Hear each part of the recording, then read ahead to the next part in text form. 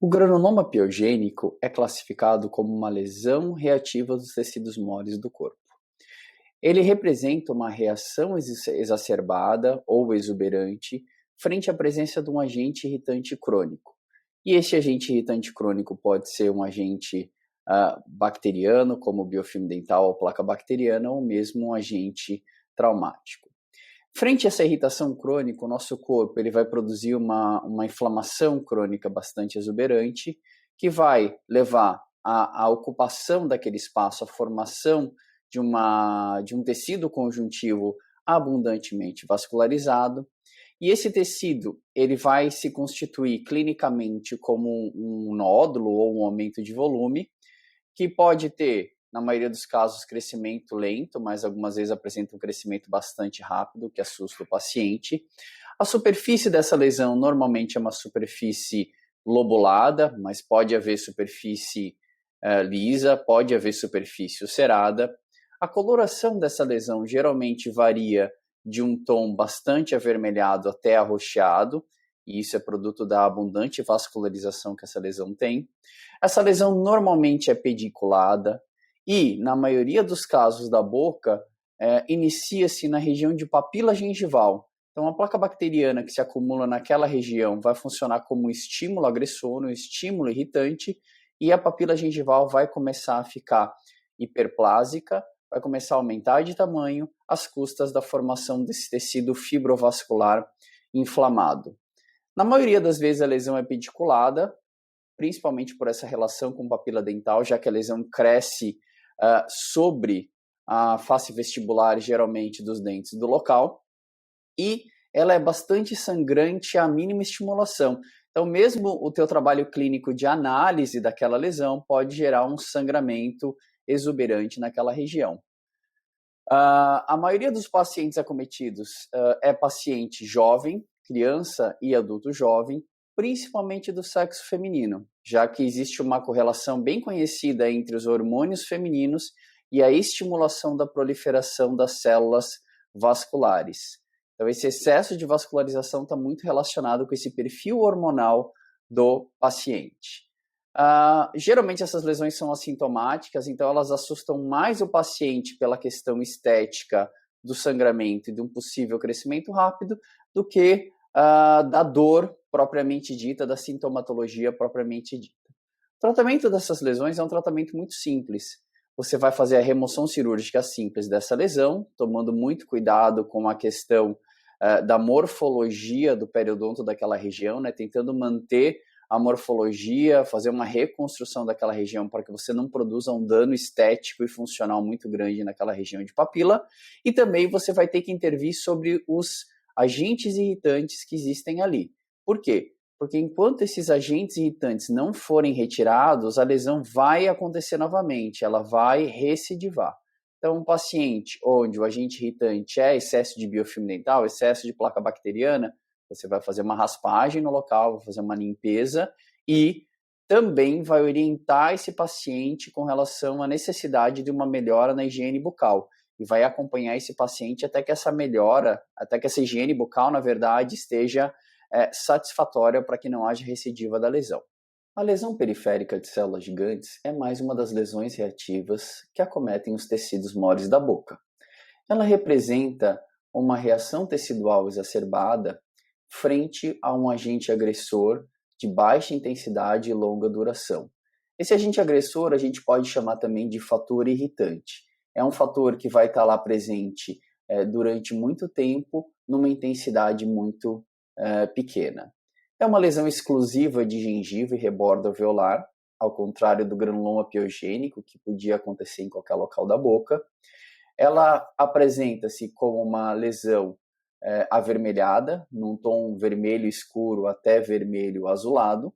A sua inserção pode ser séssil ou pediculada e a sua superfície é lisa, embora em alguns casos onde há trauma secundário, essa superfície pode encontrar-se ulcerada. Ela tem uma leve predileção por mulheres e acontece principalmente em pacientes adultos. Então, o granuloma piogênico que a gente viu anteriormente era uma lesão que tinha um perfil mais de crianças, jovens e adultos jovens. a lesão periférica de células gigantes tem um caráter mais de acontecer em adultos. Ela é uma lesão que não tem grandes implicações clínicas. O seu tratamento é um tratamento muito simples, que é a remoção da lesão até o osso subjacente. E lembrando que se essa lesão adquirir um tamanho muito grande, dependendo do local onde ela está acontecendo, ela pode causar certa pressão nesse osso cortical e provocar uma erosão superficial dessa cortical. Esse é um achado relativamente frequente em lesões grandes.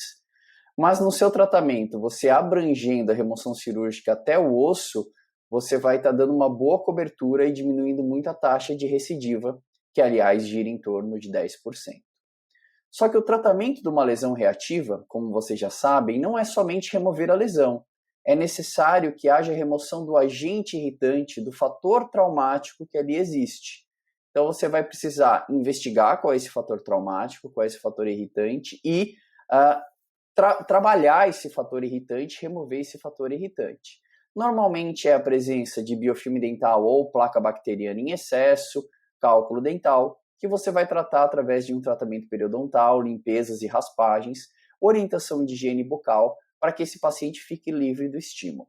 De nada adianta somente remover a lesão e não fazer a cobertura desse agente irritante. Por quê? Porque frente à presença, a continuidade da presença desse agente irritante, vai haver um novo crescimento tecidual em resposta ao mesmo. O fibroma ossificante periférico é mais uma das lesões reativas que acometem os tecidos moles da boca. Ela é uma lesão de origem incerta, estipula-se que ela tem algum grau de relação com a presença de um agente irritante, principalmente a placa bacteriana ou biofilme dental.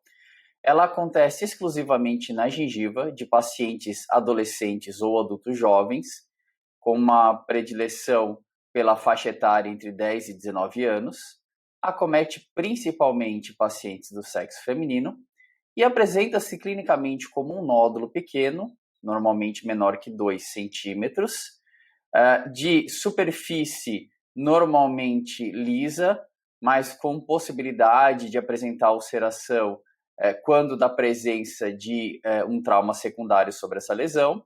A coloração normalmente varia entre a coloração rósea normal da mucosa e uma coloração mais avermelhada. Essa lesão pode ser séssil ou pediculada e ela pode ter muitas semanas ou meses de duração antes de receber um diagnóstico. Frente ao diagnóstico de um fibroma ossificante periférico, a conduta do cirurgião dentista deve ser fazer a remoção integral da lesão, uma remoção cirúrgica simples, incluindo o periósteo da região, ou seja, você vai retirar a lesão e o periósteo junto, raspar esse periósteo até que ele tenha sido totalmente removido, porque o periósteo é uma fonte de recidiva para esse tipo de lesão. Tomar muito cuidado com essas cirurgias periodontais que envolvam principalmente a papila, por causa do prejuízo estético que o paciente pode ter. Então você pode aí lançar mão de técnicas de cirurgia periodontal para fazer a reconstrução dos tecidos locais. Importante, remover todo e qualquer agente ou fator irritante que esteja ali. Então, no caso de placa bacteriana, ou biofilme dental, ou cálculo dental, você faz uma boa raspagem, uma boa limpeza daquela região para evitar recidiva. Mesmo assim, existe o relato de recidiva que gira em torno de 8 a 16% dos casos. Então, você precisa acompanhar esse paciente durante o tempo para verificar se ele tem a manutenção desses hábitos de higiene bucal e se esse paciente não está tendo nenhum novo crescimento tecidual naquela mesma região. E, finalmente, pessoal, como nós faremos para fazer a diferenciação clínica de um granuloma piogênico, de uma lesão periférica de células gigantes e de um fibroma ossificante periférico? Esse diagnóstico ele vai ser relativamente difícil, porque todas são lesões reativas, que acontecem como uma resposta tecidual exacerbada à presença de um fator irritante crônico ou um agente irritante crônico. Clinicamente, todas elas se apresentam como nódulos pequenos, de superfície normalmente íntegra, de inserção séssil ou pediculada e normalmente sem sintomatologia associada. Então, para fazer essa diferenciação entre lesões clinicamente tão semelhantes, nós vamos precisar buscar algumas minúcias, alguns detalhes dessas lesões. Primeira coisa, essa diferenciação ela só será necessária quando o paciente tiver a lesão acontecendo em gengiva, pois o granuloma piogênico ele pode acontecer em qualquer local da boca, e a lesão periférica de células gigantes e o fibroma ossificante periférico são exclusivos de gengiva e rebordo. O granuloma piogênico, a lesão periférica de células gigantes, tem essa coloração num tom muito avermelhado, às vezes até arroxeado, porque ambas as lesões são extremamente vascularizadas.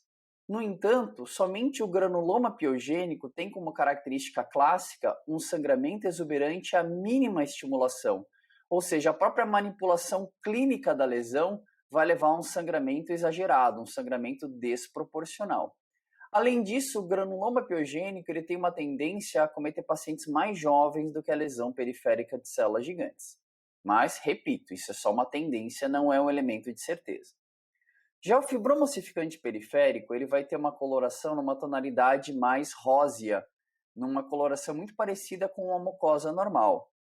É claro que se ele tiver estimulado, tendo sido agredido secundariamente, traumatizado secundariamente, ele vai ter uma coloração mais avermelhada e vai ficar mais parecido com o granuloma piogênico ou a lesão periférica de células gigantes. O fibroma ossificante periférico também acontece em pacientes mais jovens que a lesão periférica de células gigantes. Enfim, essa diferenciação é difícil. Frente a um paciente que se apresenta com essa característica de lesão, né, esses nódulos pequenos, assintomáticos, de superfície íntegra, inserção céssio-pediculada, coloração ali em tons de vermelho que variam, eles todos serão muito parecidos. Como nós faremos para fazer a abordagem desses pacientes?